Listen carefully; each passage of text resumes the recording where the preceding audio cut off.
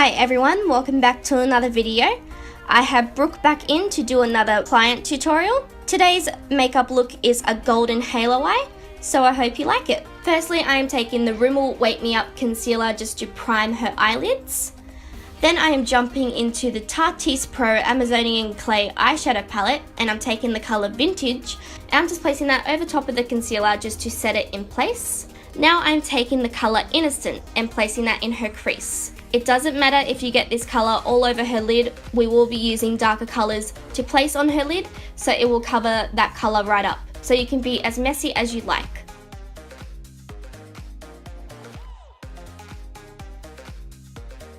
Next I am taking the colour Edgy, which is a dark brown, and this eye look kind of requires a lot of placing and then blending.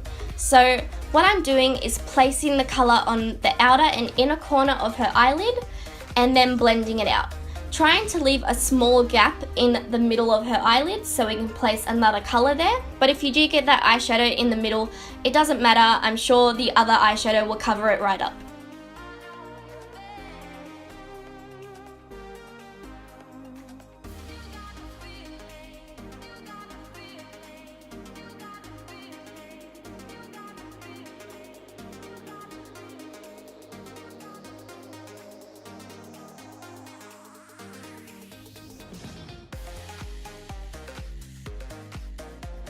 Okay, next I am taking the colour Glam and I'm placing that in the middle of her eyelid. So this shadow will create the halo eye look. I did also wet my brush with some MAC Fix Plus before I put this eyeshadow on, just to make sure that the eyeshadow looks very pigmented when I place it on.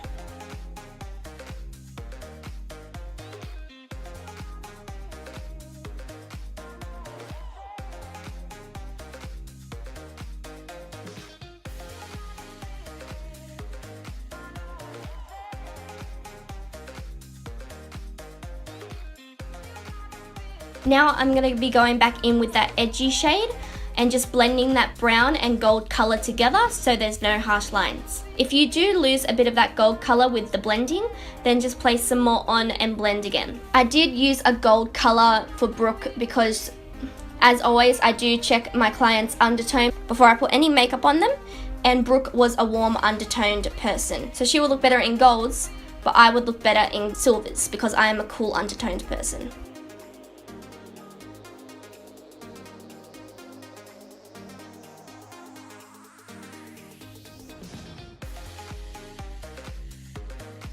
As you can see with Brooke's eyes right now, there's shadow everywhere. It's up to her temples, it's underneath her eyes, and this is where the makeup wipe comes in, just to clean all that up. This is why I do eyes first, so I can be as messy as I want with blending, and I can just take a makeup wipe and clean it up and create the shape that I want. And there's no foundation to ruin them, so that's why I do eyes first.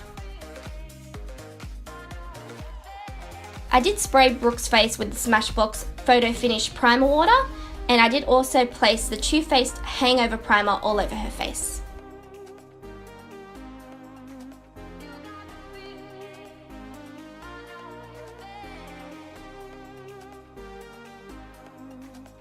Next I am using Brooke's Kat Von D Lock-It Foundation. This is Brooke's foundation. She did choose this shade for herself. If Brooke was a client, I would obviously add a paler foundation in with it, just to make sure it matches her skin colour.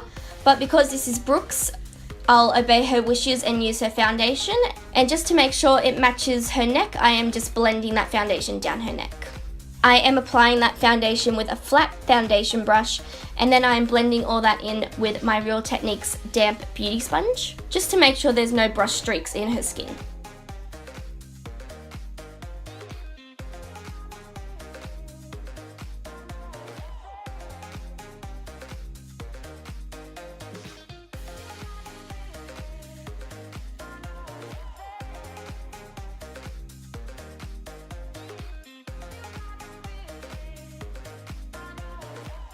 Next, I'm using that same concealer just to conceal any acne on her face, which is hardly any. I don't know what she's complaining about. I did also add some of that concealer around her nose, and I'm just blending that all in with my damp beauty sponge.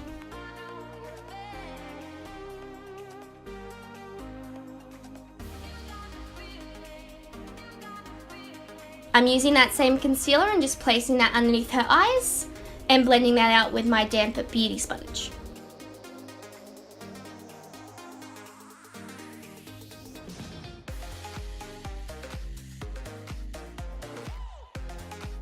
Now, I wanted to try something a little different today. Other than using a coloured pressed powder to set underneath her eyes, I'm going to be using a loose translucent powder.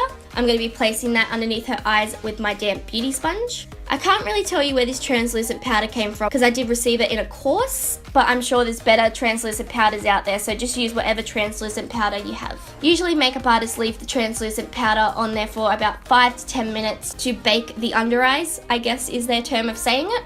So while that bakes her under eyes, I'm just going to be filling in her eyebrows. I don't really need to shape them in any way, they're perfect the way they are. I am just filling in some gaps and sparse areas with the BH Cosmetics Studio Pro Ultimate Brow Palette.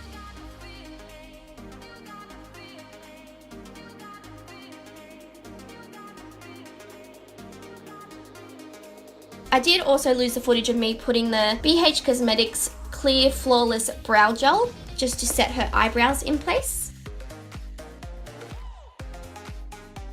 I am just placing that concealer above and below her eyebrows just to shape her eyebrows. I do see a lot of makeup artists doing this, so I thought I'd give it a go. Now, I did forget to press record when I was removing the bake from underneath her eyes, but everything was okay. I do like baking now. I thought it was really good. It did make her under eyes look perfect. So I'm just setting the rest of her face with the Australis Fresh and Flawless Face Powder.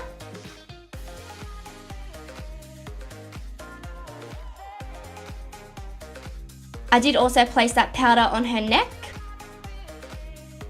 Now I'm just taking a smaller brush with that same powder and just placing that underneath her eyes and also concentrating it on her acne just to cover it up a bit better, which didn't really need to be covered up much more because I could barely see it myself.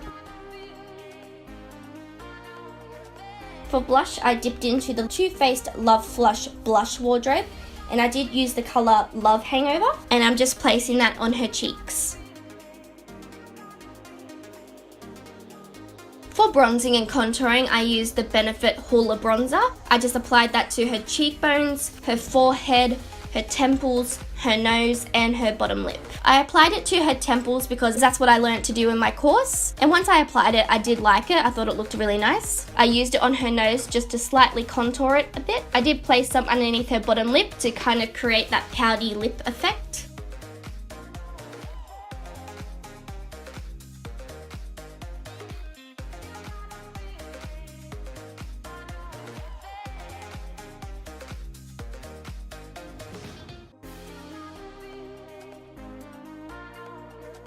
And just in case I did go overboard with the blush or with the bronzing, I am just lightly dusting the Australis Fresh and Flawless face powder over top of it just to calm it down a bit. For highlight, I am using the Becca and Jaclyn Hill Shimmering Skin Perfector in Champagne Pop. I just place that on her cheekbones, her nose, her cupid's bow, her chin, her forehead, and above her eyebrows. Now I'm using that edgy colour again to place that on her lower lash line.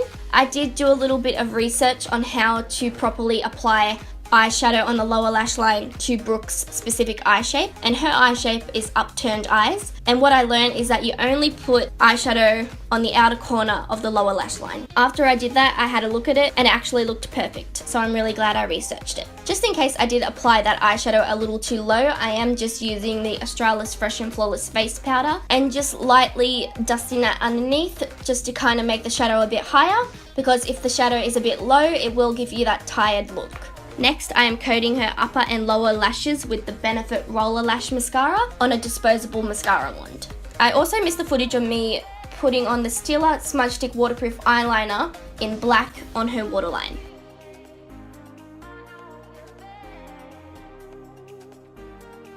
To line her lips, I am using the NYX Lip Liner in Natural.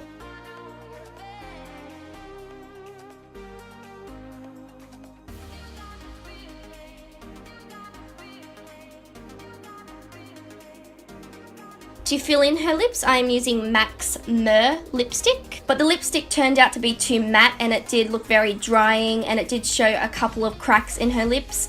So I thought over top I should add the Rimmel Oh My Gloss clear lip gloss, and it really brought the look together. I thought it looked really nice. Just in case I did place some product on the outside of her lip line, I did just place some Australis Fresh and Flawless face powder around the outside of her lips just to clean it up. And then normally if Brooke was wearing this look all night, I would set her face with the Urban Decay All Nighter Makeup Setting Spray, but Brooke was not wearing this all night, so I didn't want to waste any product. But if you are wearing this look all night, then I highly suggest you set your face with a setting spray.